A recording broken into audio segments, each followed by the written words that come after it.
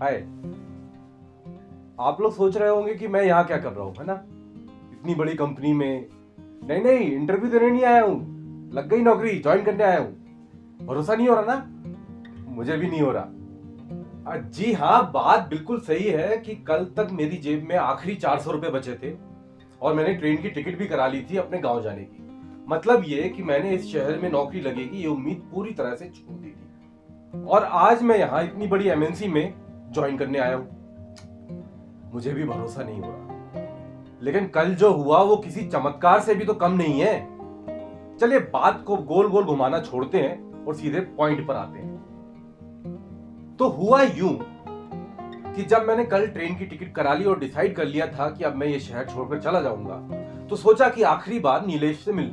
अरे नीलेश मेरा दोस्त पेंटर बाबू। तो मैं नीलेश के रूम पे पहुंच गया।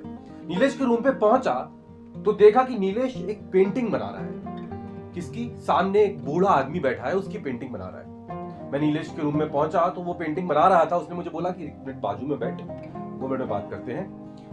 तो मैं बाजू में बैठ गया साइड में। तभी नीलेश का फोन आया और वो बाहर चला गया। अब रूम में मैं और वो बूढ़ा आदमी अकेले बचे थे।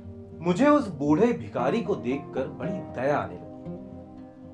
फटी शर्ट, फटा पैंट।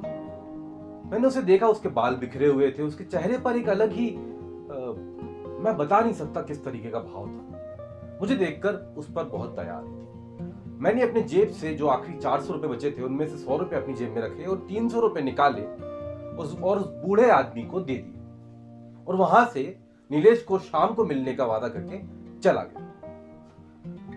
हम लोग फिर शाम को मिले अपने अड्डे पर। अड्डा वही चाय की दुकान।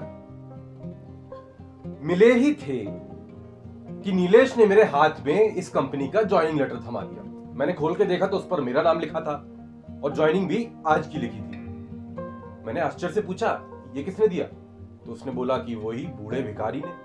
मेरा आश्चर्य और बढ़ गया। मैंने बोला भिखारी ने दिया? तो उसने बताया कि वो बूढ़ा भिखारी एक्चुअली में भिखारी नहीं है, इस कंपनी का चेयरमैन है।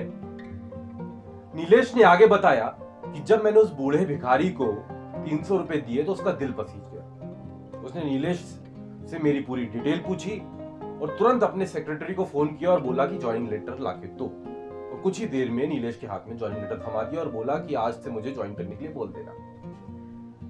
अब आप लोग सोच रहे होंगे कि वो बूढ़ा भिखारी नहीं है तो वो भिखारी बनकर नीलेश के रूम पे क्या कर रहा था। यही सवाल मैंने नीलेश से किया। तो नीलेश ने मुझे बताया कि उन्हें अलग अलग कैरेक्टर्स में पेंटिंग बनवाने का शौक है। कभी पुलिस बन जाते हैं, कभी वकील बन जाते हैं। कल भिखारी बन गए थे।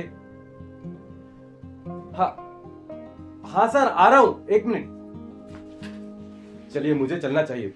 अब जाने से पहले बस एक बात कहूंगा, नेवर लूज होप। कभी उम्मीद मत छोड़िए, अच्छा काम करते रहिए। बाय।